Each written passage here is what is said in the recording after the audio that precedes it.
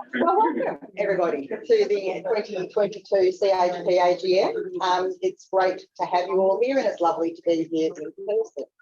So I'll start by acknowledging the traditional custodians of the land that we are meeting on today, the Wurundjeri people of the Eastern Kulin Nation, and pay my respects to elders past, present, and emerging, and any here with us today, and acknowledge that these lands have never been ceded. So today we've got before we go into the formal business of the AGM. Oh, I thought it was you, Lucy. Business goes on. Business does go on. For those on, welcome to those people online. Thank you for joining us online. For those of you, if you couldn't hear that sound in the background, there was a bit of noise, and I was putting it down to one of our board members, Lucy, who's a bit loud at times. So, all right. Before we go into the formal part of the AGM today, we are going to launch the first ever Victorian edition of Parity focused on the Victorian service system. So it's pretty exciting and unbelievable, really. In the length of time Parity's been around, we've never before had an edition solely focused on Victoria. A huge thank you to the sponsors of this edition, particularly to Homes Victoria, whose funding underpins the edition, but to Waves, to the Salvation Army, to Vincent Care, to Uniting Victaz, Sacred Heart Mission, Launch Housing, and Quantum. Thank you all very much. Without your support, of course, this edition would not be possible. So as we turn our minds to this, we're also going to be thinking about the future and the development of the National Housing and Homelessness Strategy. And this edition of Parity really helps us think about where we've come from and also where we might go to. And to help us along with that, we've invited three speakers who are all going to take us on a bit of a journey on where they think the past can take us to the future. And I think that we are extremely lucky to have our first speaker with us. She's not going to be with us for very much longer. That sounds like we're dying. I'm so sorry. Cathy Humphrey is, of course, the past president, chair of CHP, and is departing the sector.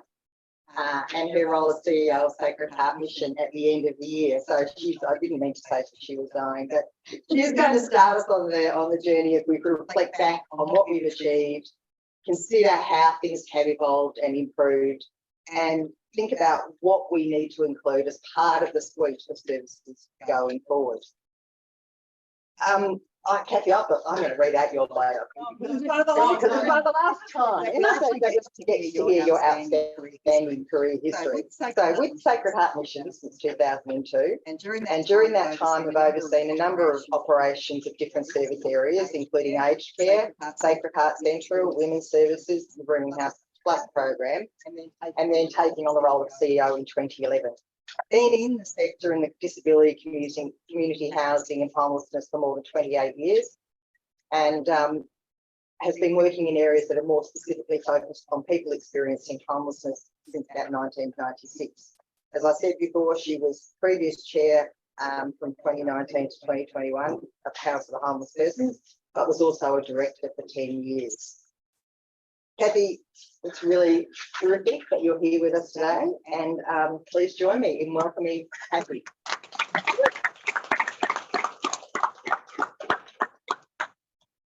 Thanks, everyone, and I'd like to just acknowledge the Indigenous people of the land sector meeting on today and pay our respects to their elders past, present and emerging. Now, as always, I have prepared a bit of a presentation. I'm not sure that it's me up on the screen, and it's nothing too exciting, and it's Jenny's kind of brief to me this was about fanning the flames of success. And what it led me to, if we go to the next slide, is kind of that looking back and looking at today. Now, as Jane mentioned, I really started focusing on working in the homelessness sector in 1996. So thinking back then and what the rate of homelessness was, we were sitting at about a bit over 105,000. Were estimated in that census, with that just under 80,000 homeless in Victoria. We came under the SAP program in terms of the way in which we funded it, and I can see some nods in the room. people who've been around as long as I, or if not longer. And it was that program really focused on, it focused on that homelessness was a temporary, short-term situation, and really it was about the provision of crisis and transitional support, and kind of that medium-term kind of emergency response. So if we skip forward to today, 26 years later, we haven't yet seen the census data for 2022. So we're relying on 2016 census data. So, you know, that estimated more than 115,000 people to be homeless in Australia, and just under 25,000 in Victoria. The Specialist Homelessness Services have now come under the NAHA, which really extended, you know, the work of the homelessness sector into prevention and early intervention, still crisis orientated, and largely focused at people at risk of homelessness. So still kind of not where I'd like it to be. So hopefully as the NAHA is reviewed and we get to a new national agreement with the states, we see that shift into a more kind of comprehensive, flexible and responsive program. But of course, we do so much more than that in the sector. You know, that's kind of the funding element. But you know, many of us certainly engage with donors, philanthropy, and through our own revenue to really provide great innovative programs. So we're never just what government contracts us to do. So the next slide, kind of the graph form, and you know, what's interesting is you kind of have that curve happening, and I will be really interested to see when we get the 2022 data, where the homelessness rate sits. And I don't know what the sense in the room is. Is it going to drop? Is it going to go up or go up? It's hard to kind of tell that off the back of kind of the last kind of 2 to 3 years. But what's interesting about the data is, you know, that increase over time, the greatest increase was in Victoria. So, you know, that kind of concerns me, you know, when I think about what role I have to play in the sector as I'm kind of on the cusp of my retirement. That sounds a bit kind of negative, but let me continue and go into the next slide. It's probably really hard to see that in the room, so my apologies. But just some quick facts, because, you know, the census is pretty limited in what it tells us, the point in time count. You know, we know it doesn't count everyone, it's often an underestimate. But some of the probably more robust data is data that we're getting specialist homelessness services. So in 2021, we had 105,500 clients supported in Victoria. Of those, 38% were homeless on first presentation. That's lower than the national average. Make of that what you will. But one of the interesting facts for me is 9 in 10 were at risk of homelessness were assisted to sustain housing.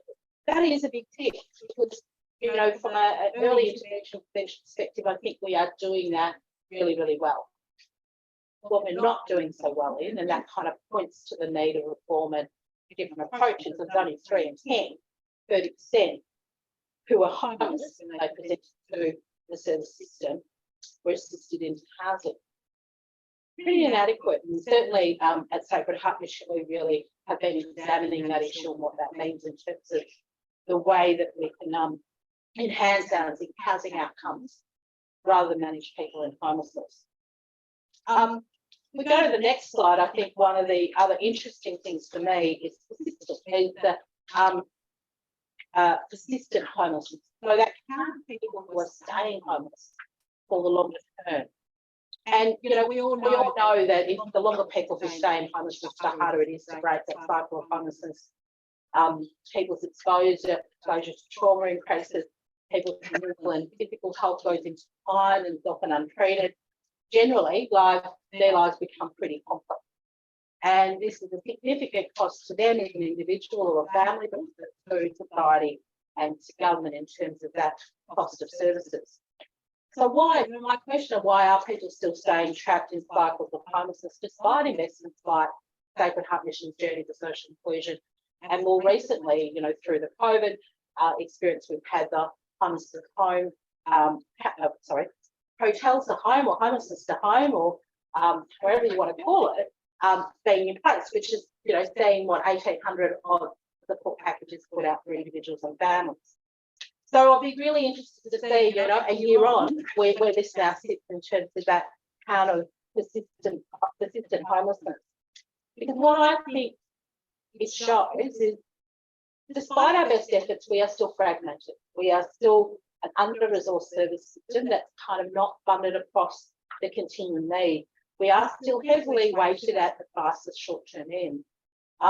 We don't yet have a service system that can tailor and be flexible and responsive. And despite our local, you know, kind of growing evidence base, we have inconsistencies in our practices and our approach across organisations. And that's also about data capture and outcomes reporting. So until we can kind of get those fundamentals right, we're at risk of one, not meeting the community need and people staying in cycles of homelessness, but also not capturing the true story of what's actually happening as a result of the work that we do. We go to the next slide.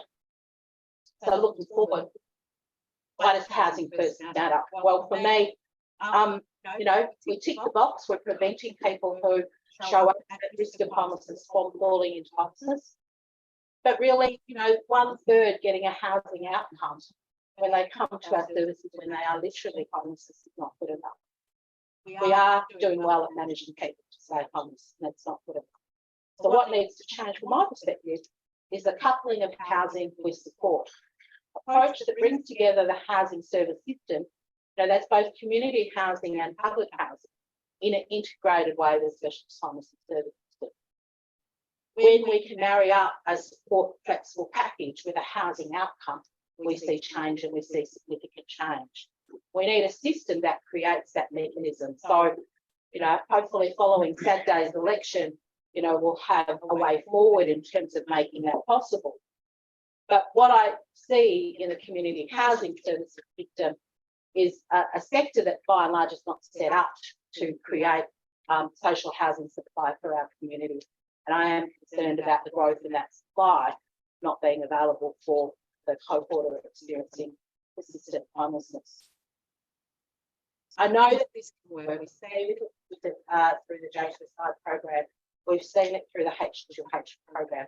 We have the evidence, and hopefully government will listen. Next slide. It's a shame I groovy looking graphics didn't show up as well, but impacts. Looking forward, the service system reform. So as James mentioned, you know, we're on the cusp of an election, and if the government is returned, we will see hopefully the framework come to fruition. And I'm going to make a statement, and it might annoy some in the room, that a no by name won't end homelessness. What will is integrated and responsive service system that enables housing and support to be provided across the continuum need. It needs to be a flexible, responsive, tailored system that can dial up and down as people's needs changes. But every person needs support to sustain housing. It's not just about getting housing, it's settling into that housing and sustaining that housing over the long term so people don't fall back into homelessness. We need rapid access to social housing, and as I said before, I think that can only occur if we couple housing with support. We need an integrated service system, and we need reporting on outcomes. We all need to be accountable for the impact that we have on people's lives, not just numbers, but on what actually happens to them as a result of the services we provide.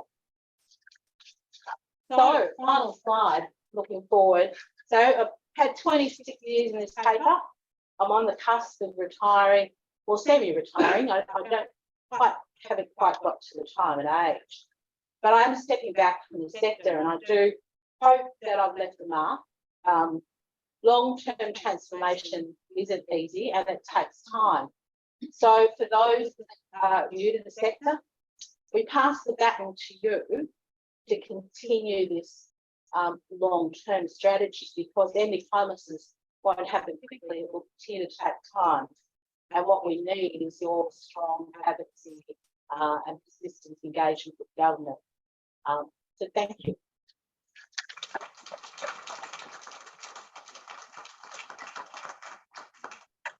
Thank you so much, Cathy. There is no doubt that you as one person have made a difference. We're going to take some questions at the end, so we'll move into our second speaker. And our second speaker is Jenny Sands. Jenny is a non-executive director on a number of boards and undertakes consultancy work in the not-for-profit sector. Jenny's professional career spans 35 years in the Commonwealth Victorian Public Service in education, labour, Aboriginal affairs, Premier and Cabinet, and planning and community development. Jenny's held a number of senior executive positions focused on developing and implementing improved social policy, educational and employment opportunities for Victorians. Includes the CEO of Aboriginal Housing Victoria. With her, Jenny's worked to develop the groundbreaking Aboriginal housing and homelessness framework. Jenny also developed the cultural safety framework for our specialist homelessness sector and is a retiring member of our board. So Jenny, welcome. Thank you.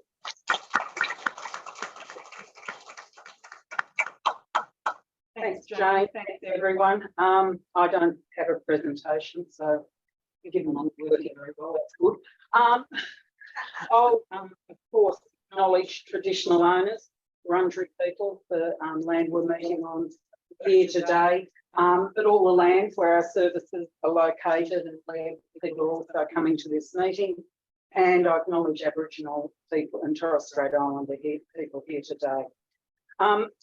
Listening to Cathy, if your comments about a lack of integrated, cohesive sort of homelessness services, and for me, the gap between housing provision and homelessness are the things that worry us about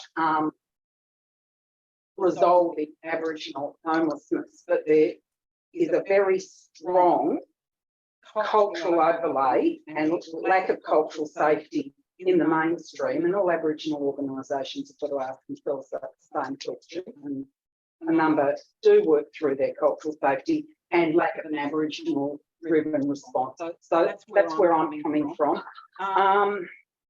Jane mentioned the Aboriginal Housing and Homelessness Framework, Manana Wuntai Martikut, which is a Mara term around every Aboriginal person having a home, and that's the vision for Manana Wuntai in Martikut.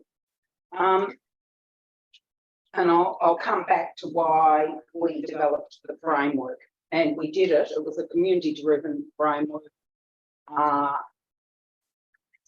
The state government did provide funds, but they allowed us to drive it, which is a very big shift from most of these frameworks. And they were participants in the process, but not the deciders. At the end, they did accept it, so there was always the risk of it, but that's different. So the principles of Manana Wuntai and Martikut are self-determination, rights-based, housing first, outcome-driven, transparency and accountability, cultural safety and access, strength-based and people-centred, building capacity, building economic opportunity and innovation, and culturally safe tenancy management.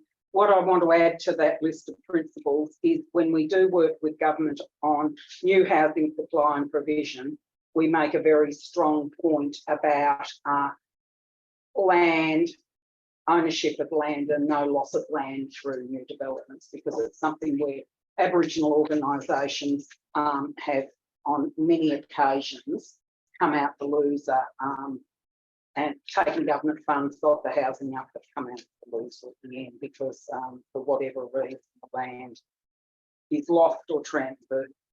So where were we?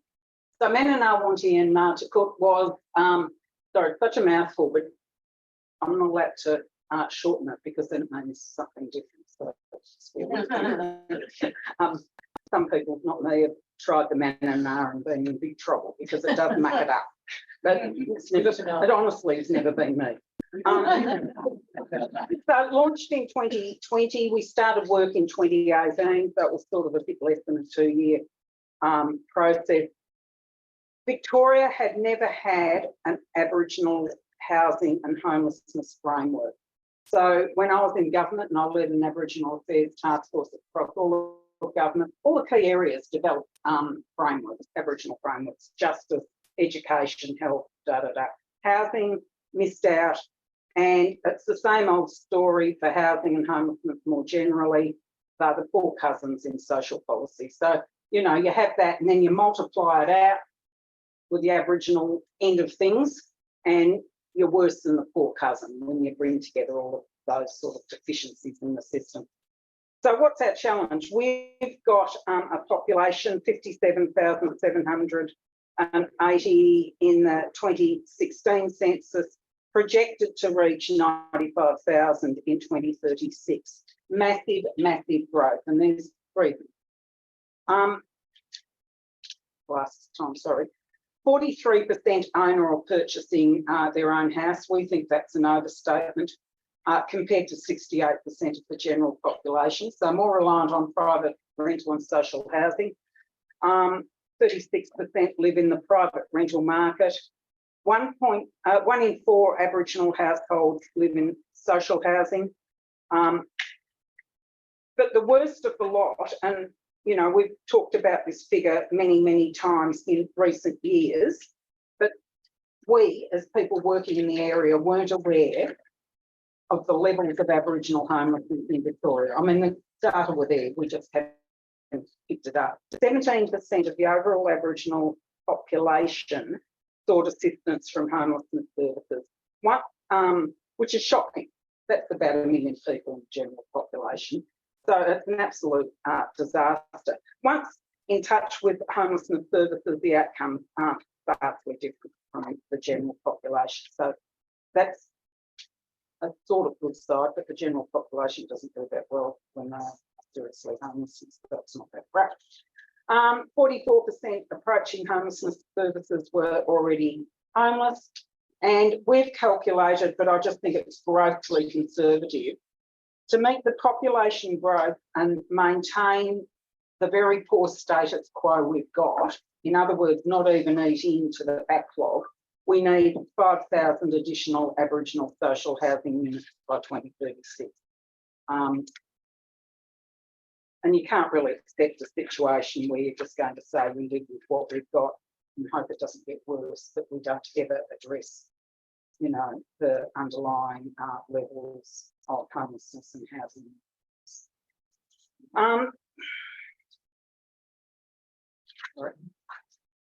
So one of the key principles in what we did was that housing and homelessness are part of the same people issue and need an integrated policy response. And that is a very, very strong part of what we said from the outset. That people don't necessarily move through systems in a linear way, and I know you all know that. You do have to have transitional housing for people to move into from homelessness, but there are cases of people, even rough sleeping, that go into long-term social housing and it's successful, but invariably they need the support. And that is the absolute missing component of the system as we see it, lack of support to maintain your housing. And it's such a small cost, but we're getting nowhere, frankly, nowhere in ensuring there's funds for that. We're also looking at pathways from social housing to secure private rental using APRAP and what have you to support that. Moving from housing stress in private rental to affordable housing, and that comes a bit also to housing provision. I think affordable housing has to become more meaningful in the community housing sector, but in the private sector as well. And I think that can happen and people are starting to look at that, but it's a pretty big part of it. And moving to home ownership. And there's not a tradition of home ownership in many, many Aboriginal societies and communities. And when we're pulling this framework together, we consulted far and wide. There are people, particularly in country towns, where, not so much in the last year, but prices were a lot lower and houses were relatively affordable. People had permanent jobs, but it was just too bloody hard to know how to break into that home ownership thing. And people just say, oh, get up, you know. It's very different when you come from a family where you've had multi-generational home ownership.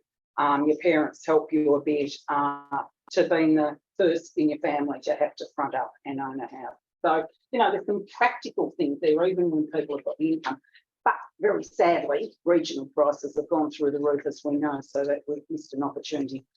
So the goals are secure housing to improve life outcomes, housing as a platform for better outcomes, building the supply of housing to meet the needs of the growing Aboriginal population, so both the social housing, but transitional housing, and moving into private ownership in various models. We're also working alongside a number of traditional owner bodies where there might be a settlement where land comes with the settlement, or there's existing land ownership and there's housing opportunities. So this isn't just sort of the service system, it's more broad. Opening doors to home ownership and private rental. There's a shared equity program. I'm not flying, but there you go. There's some opportunities there. Private rental with support through APRAP is working for many, many people. And I'm going to come to it a bit more, but the need for an Aboriginal focused homeless service system, which we think is critical, and also building capability and capacity across the whole Aboriginal community sector in the housing area, which, you know, Aboriginal organisations have been meeting governance accreditation arrangements, blah, blah, blah, blah, blah. But in the housing sector, there's less capacity and awareness. So I'll be relatively quick. We have made progress. We've got a shared governance structure with Homes Victoria. I'm on both what's called the Victorian Aboriginal Housing and Homelessness Framework interdepartmental working group, co-chaired by Ben Rimmer, Director of Housing Victoria, CEO, sorry, and Darren Smith, CEO of Aboriginal Housing Victoria. There's an Aboriginal Housing and Homelessness Forum, which all Aboriginal organisations with housing or homelessness services are part of. So that is happening and working. We secured agreement that 10% of the big housing build would be Aboriginal social housing opportunities. So that might be in mainstream community housing or through Aboriginal organisations. So that was 820 houses. So that's progressing a bit slowly, but it's happening. And there's been various things to be encountered along the way, but moving through them. 35 million, sorry to flash dollars around, but they are a bit important if you want to get things done. 35 million for a building works package to upgrade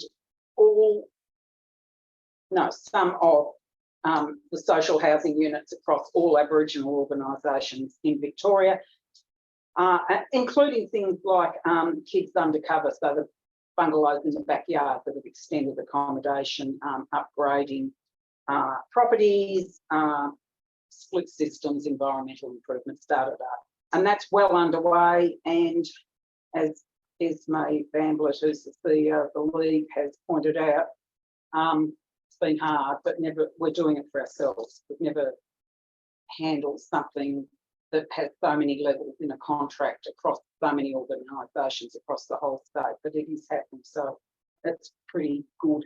4.2 million for the Aboriginal Private Rental Assistance Program, APRAP, the Cultural Safety Framework, thank you, in Chiavic, and importantly, Council to Homeless Persons. And we hope people act on that because it is really important. Shared equity, DTF for Work, Treasury and Finance, working with us on shared equity to support home ownership. We have what's been every 2 years, a community summit, put out an annual report card. All of that's important. We've also pulled together, and it's been broadly accepted by Homes Victoria, a blueprint for Aboriginal homelessness services. And I don't really need to go into it because it's exactly as you said, Cathy. It's all of the things you've said, plus, as I said earlier, embedding cultural safety across the mainstream, ensuring Aboriginal organisations are able to work well with their community and communities, having clear pathways through homelessness, certainly a housing first approach, but a strong Aboriginal-led homelessness sector, key Aboriginal access points, support packages, and working alongside the mainstream closely. So I'll really summarise the blueprint at a very, very high level, but that is the work we're now proceeding on, is very, very important. So in some ways it's all a bit gloomy because the 17% more or less stayed. H2H worked reasonably well. There were lessons in it. It's going to take time, but I think we've got government at the table and a willingness to work together. So that's where we're at. Long way to go. Thank you.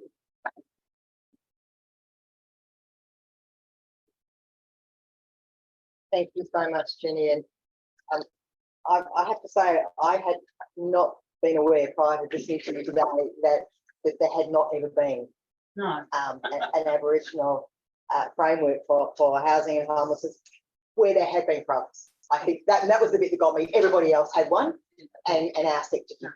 You know, so is it a case of better late than never? Well, it's now hit a crisis instead of perhaps being a little bit more managed.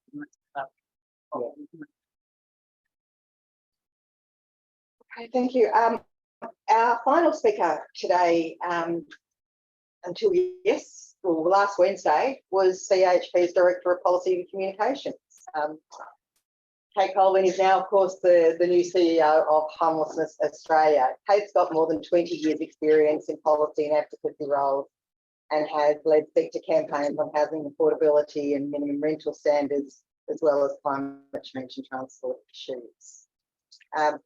Kate played a key role in the Australians for Affordable Housing campaign, led the National Vote Home campaign over the 2016 federal elections, and is, or has been until very recently, of course, the very, very frequently heard voice of the Everybody's Home campaign. So please join me in welcoming the now chair of Everybody's Home and the new CEO of Homelessness Australia, Kate Colvin. Jane, and it's really great to be here because, of course, this is such a time of opportunity in national policy. So I'm super excited to be working on national policy as the CEO of Homelessness Australia. I mean, I think for so many, if I want to look here, I need these. If I want to look at you, I need you to not be fuzzy. But look, I mean, for years we've said we want the federal government to have a national homelessness plan, and it felt like it's been a long time coming. So I mean, we included that in the 2018 when we developed the platform for the Everybody's Home campaign in 2018. It felt like it was, you know, something that you put down on a piece of paper and you think, well, I'm not sure if we'll get there. But now the government have committed to do a plan. So I feel really optimistic about that. But I also, I think that sometimes when there's a commitment like this, it can feel as though it's the time to take the foot off the pedal. And I actually think there's a very great risk that the national plan becomes what government plans often gravitate towards, which are very descriptive documents that talk about how bad homelessness is, talk about all the things that government are doing already in the space, and then mention some small new initiatives, and then that's the kind of disappointing end of the document. So I think that there's it's going to take a really significant effort from us collectively to make sure that this national plan becomes the plan that we need it to be, and includes all of the things, of course, that Cathy was talking about, and also Jenny. So I want to talk about a few of the things that I think are really important for us to see in the plan. And first of all, I think it sort of comes down to what we call it. So we don't want it to be a plan about homelessness or a homelessness plan. We need it to be a plan to end homelessness. And I think that's really significant in terms of, really important in terms of the different elements that are needed in the plan, because to end homelessness, we need to go much broader than the homelessness service system and have some quite significant changes in the community and in policy generally. So some of those things, and I think, you know, sort of really upfront in the plan is looking at the evidence of what are the major drivers of homelessness and really tackling, making the changes that are needed to tackle those drivers. And of course, front and centre in that has to be poverty. making the changes that are needed to address poverty in this country. So, you know, addressing poverty is going to mean significant change in terms of our income support payments to make sure that they're more adequate. It's not really rocket science, is it? That if people have enough money in their pockets to afford the rent, then they'll be able to afford the rent. And of course, then, and people will have heard me say this endlessly, but of course, we also need there to be enough safe, suitable, and affordable housing, and that, of course, now is a really significant problem. So it's going to take a lot of effort to have that achieved. But there's also, I think, broader cultural reforms that are needed that don't relate just to investments. So, you know, we need some broad cultural reform to address gender violence in the country. Obviously, that's a major driver of homelessness, as is racism, as is child neglect and abuse, and also homophobia and transphobia. So those kinds of reforms are much more, take a different form, because it's not just, you know, potentially about, you know, funding a program to work with individuals. It's, you know, some of the really big reforms that are on the horizon, like the Voice to Parliament, are a really important part of that process. So I think that's in terms of addressing the drivers, I think those elements are really important. But increasingly, I think we can't ignore the role that natural disasters and climate change are playing in creating homelessness. And in terms of homelessness prevention, I think it's one of the things that's going to be a priority is to move beyond feeling shocked and surprised every time we have one of these natural disasters that wipes out thousands of homes, and better planning so that in the best case scenario, we, for example, don't build communities in floodplains. That would be one way to avoid people having their homes completely flooded, and also, you know, of course, have you know, build more fire safe communities, and that's much longer term planning. But it's also planning in terms of the response to those natural disasters, so that again we don't feel shocked and surprised that we've got thousands of people, you know, in gym halls and tents, you know, in the week after an emergency, but have a rapid way of responding so that the temporary accommodation that's needed can quickly be delivered, and of course the longer term housing as well. So we talked about quite a lot of these elements, not all of them, in the Homelessness Australia plan to end homelessness. So that included the need to build more social housing and increase income support. But I think more broadly, and I was hearing this coming through in what Cathy was saying, is that switch away from the crisis is a more sort of systemic structural change to the way we do homelessness service delivery, so that we're shifting from having so much effort spent managing homelessness and spending on short-term crisis responses, but are shifting the focus of our work to more prevention. So obviously we already do, you know, a pretty great job in Victoria of supporting people who come to homeless services to avoid homelessness. But I think as our access points become more and more overwhelmed, there's a lot of opportunities that are being missed. You know, opportunities to connect persons to all of the income support that they might be entitled to, or opportunities to perhaps help someone with a risk of homelessness, you know, if they have hoarding behaviours or other issues that might be likely to compromise their tenancy. Legal support to avoid eviction. You know, it's, I think, very difficult for people to get the support that they need if they have those legal issues. And so that's necessarily going to mean greater investment in homelessness workforce to provide that individual support that can prevent homelessness. But then getting to the kind of core, I guess, of what we traditionally think of as our homelessness service system is having a national plan that supports better support to respond to homelessness. And that support, I think, one of the things that will be important in the plan is making sure that it clearly articulates the way that support needs to be different for different people. So, I mean, I've certainly been very influenced by the really important work that's been done in Victoria on Mana, Montane, Marta Court to develop a really a standalone strategy that calls out the different responses that are needed to reduce homelessness for Aboriginal communities. And I think nationally that's also a really important part of the National Homelessness Plan, that it clearly articulates a separate and unique strategy that is self-determined and articulates those needs. And particularly, obviously it's important in Victoria, but when we think nationally of the really unique context of remote Indigenous communities and having that addressing homelessness, which is at extraordinarily high levels in those communities, of course will need particular strategies.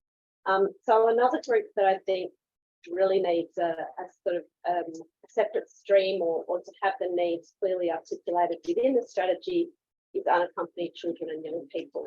And currently the lack of a clear strategy for that group means people are receiving, children and young people too often are receiving services in a sort of mode that's been designed for adults, that results in them being unsafe. It results in them not getting the care that they need, not getting the support to stick with education, as well as not getting the right preventative responses, rather than perhaps a legal worker to prevent eviction, they may need a family reconciliation worker to help mend a damaged relationship with family. So I think so articulating that within the national plan and making sure that there's a clear strategy to address both at a prevention level and a response level, homelessness for children and young people is important. And then just lastly, or two lastlies, but I won't say too much about the responses needed for people with more complex needs experiencing repeat homelessness. I think Cathy really did justice to the importance of housing first approaches. But I would just mention, I think that the National Homelessness Plan needs to also be clear about the assistance needed for older people who will be navigating an aged care system as well as the homelessness service system, and likewise people with disabilities who are accessing an NDIS system as well as the homelessness service system. So making sure that people are able to get the supports that they need across the service systems and not just requiring everything to be provided by the homelessness service system is the kind of breadth of scope that I think we need in the national homelessness strategy if it's going to be a plan to end homelessness. So we'll achieve that very quickly.